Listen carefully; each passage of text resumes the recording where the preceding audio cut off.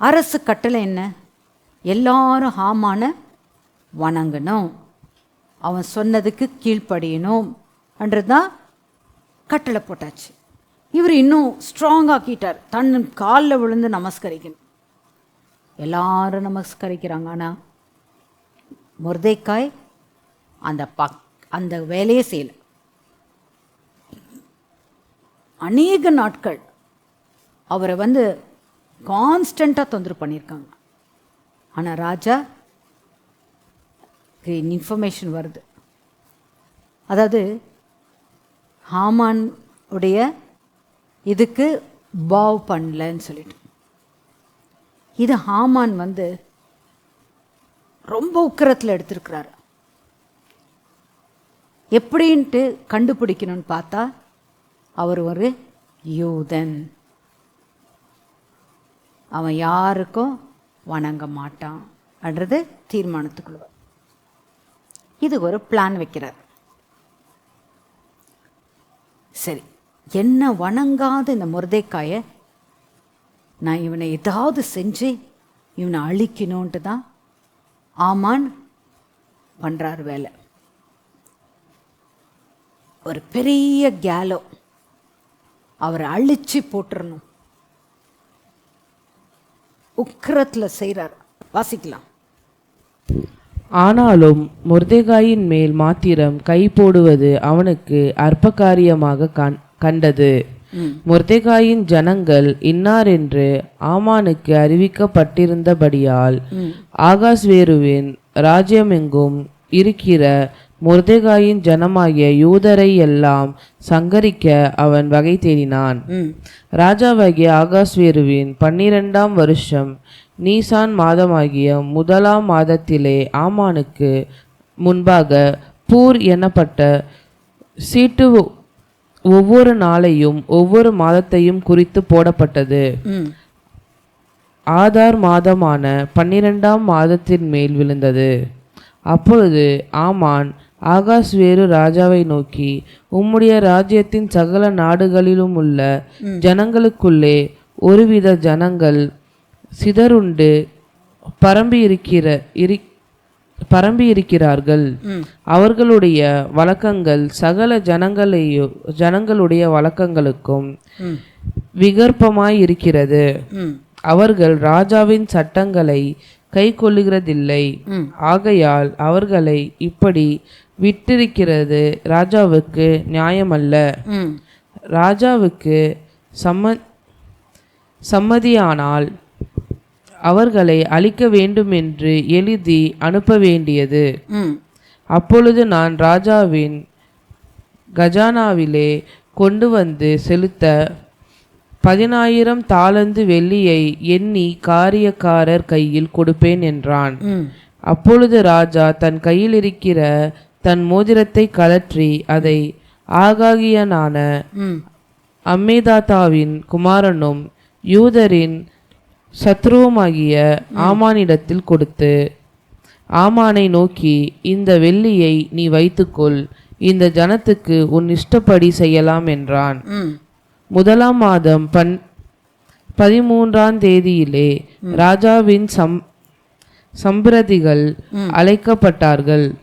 ஆமான் கற்பித்தபடியெல்லாம் ராஜாவின் தேசாதிபதிகளுக்கு ஒவ்வொரு நாட்டின் மேல் வைக்கப்பட்டிருந்த துறைகளும் ஒவ்வொரு ஜனத்தின் பிரபுக்களும் அந்தந்த நாட்டின் வழங்கும் அச்சரத்திலும் அந்தந்த ஜாதியார் பேசும் பாஷையிலும் எழுதப்பட்டது. ராஜாவாகிய ஆகாஸ்வேருவின் பேரால் அது எழுதப்பட்டது. ராஜாவின் மோதிரத்தினால் முத்திரை போடப்பட்டது. ஆதார் மாதமான 12ஆம் மாதம் 13ஆம் தேதியாகிய ஒரே நாளிலே சிறியோர் பெரியோர் குழந்தைகள் ஸ்திரீகள் ஆகிய சகல யூதரையும் அழித்து கொன்று நிர்மூலமாக்கவும் அவர்களை கொள்ளையிடவும் அஞ்சற்காரர் கையிலே ராஜாவின் நாடுகளெல்லாம் கட்டளைகள் அனுப்பப்பட்டது. அந்த நாளுக்கு ஆயத்தப்பட்டிருக்க வேண்டும் என்று சகல ஜனங்களுக்கும் கூறிய அறிவிக்கிறதற்காக கொடுக்கப்பட்ட கட்டளையின் நகல் இதுவே. இது ஒவ்வொரு நாட்டிலும் பிரசித்த பண்ணப்பட்டது. இந்த அஞ்சற்காரர் ராஜாவின் உத்தரவினால் தீவிரமாய் புறப்பட்டு போனார்கள். அந்த கட்டளை சூசான் அரமனையில் பிறந்தது. ராஜாவும் ஆமானும் குடிக்கும்படி உட்கார்ந்தார்கள். சூசான் நகரம் கலங்கிற்று.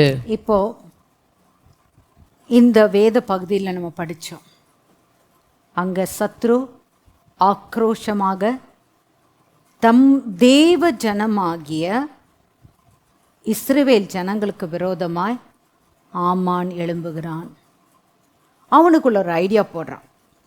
ராஜாவே, நீங்கள் போட்ட கட்டளையை இந்த ஜனமாகிய ஒரு கூட்டம் ஜனம், அந்த ஒரு கூட்ட ஜனம் உங்களுக்கு கீழ்ப்படிய மாட்டேங்குது. நம்ம இப்படி ஒரு பிளான் போடலாமே, அத்தனை பேர்கிட்டையும் ஒரு டேக்ஸ் மாதிரி அவங்களுக்கு, அதாவது அவங்கள அப்படி ஒரு நெருக்கி அவங்கள சப்மிசிவ்னஸில் கொண்டு வரணுன்றதுக்காக வேண்டி ஆமான் திட்டம் வைக்கிறான். இந்த ராஜாவும் ஆமான் என்ன சொன்னாலும் தலையாட்டுறார், என்ன சொன்னாலும் ரைட்டு. சரி, அந்த பொசிஷனில் வச்சு ராஜா கிட்ட என்ன கொடுக்குறாரு? இந்த சஜஷன் படி செய்தால் 10,000 சில்வர் டேலண்ட்ஸை ராஜாவுடைய ட்ரெஷரியில் நான் கொண்டு வரேன் அண்ட் சொல்லி ராஜாக்கு என்டைசிங் வேர்ட்ஸை கொடுத்த உடனே ராஜாவை என்ன ஆயிடுச்சு? Okay, let it be done என்றார். சூசான் நகரமே கலங்கிற்று. அந்த இடத்துல யார் இருக்கிறா? மொர்தெகாயுடைய கூட்டமான இஸ்ரவேல் ஜனங்க. அந்த வேளையில் ராஜாவும் ஹாமானும் குடித்து வெறித்து கொண்டிருந்தார்கள். தெய்வ ஜனமே, ஆலோசனை கரெக்டாக இருக்கணும். இந்த இடத்துல ஆலோசனை எதற்கு பண்ணப்பட்டது? பொறாமை, எரிச்சல், தனக்கு மிஞ்சினது எதுவும் கிடையாது, அந்த ஆக்ரோஷம், இதெல்லாம் சத்ரு கொண்டு வர அவனுடைய தந்திரங்கள் மனுஷனுக்குள்ளே கொண்டு வரான். இது நிமித்தம் என்ன நடக்குது? கொலைக்கு கொண்டு போகிறாங்க. நாம் ஜாக்கிரதையாக இருக்கணும். இது ஒரு லெசன், இதுலேருந்து கற்றுக்க வேண்டிய லெசன். நம்ம கேர்ஃபுல்லாக இருக்கணும். கர்த்தருக்கு முன்பாக நம்ம am I having these characters in me? தொடர்ந்து படிக்கலாம். அப்போ படிக்கும்போது நிறைய ஆவிக்குரிய காரியங்கள் கர்த்தர் நம்மளோடு இடைப்படுவார். தெய்வ ஜனமே, நாம் நம்மை நிதானித்து பார்க்கணும். அங்கே ஒரு பெரிய கலவரம், சூசான் நகரத்தில் ஒரு பெரிய கலவரத்தை சத்ரு எழுப்புகிறான். ஆனால் கர்த்தருடைய பிள்ளைகளை ஒருபோதும் தேவன் கைவிடவே மாட்டார். அந்த பிள்ளைகள் யார்? தேவனால் முத்தரிக்கப்பட்ட பிள்ளைகள். நிச்சயமாகவே விடுதலை கர்த்தர் செய்வார். தலைவணங்கி ஜெபிக்கலாம். தகப்பனே, இந்த வேளையில் எங்களை தாழ்த்துக்கிறோம் அப்பா. உம்முடைய திருக்கரத்தில் ஒப்பு கொடுக்கிறோம். உம்முடைய பிள்ளைகள் உம்முடைய வசனத்துக்கு நடுங்குகிறவர் மேல் கர்த்தர் நோக்கமாக இருக்கேன்னு சொல்லியிருக்கீங்க. ஆகையால் உம்முடைய வேதத்தை படிக்கிற பிள்ளைகளாக ஒவ்வொருவரையும் மாற்றுங்க. உம்முடைய வசனத்தின்படி தாங்கள் ஜீவிக்கணுன்ற எண்ணத்துக்குள்ளே ஒவ்வொருத்தரையும் கொண்டு வாங்கப்பா.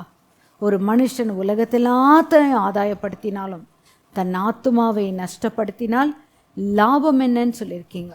ஆகையால் கர்த்தாவை ஜாக்கிரதையாய் நாங்கள் வாழ எங்களுக்கு உதவி செய். இயேசு கிறிஸ்துவின் நாமத்தினாலே வேண்டிக் கொள்கிறேன் நல்ல தகப்பனே, ஆமென்.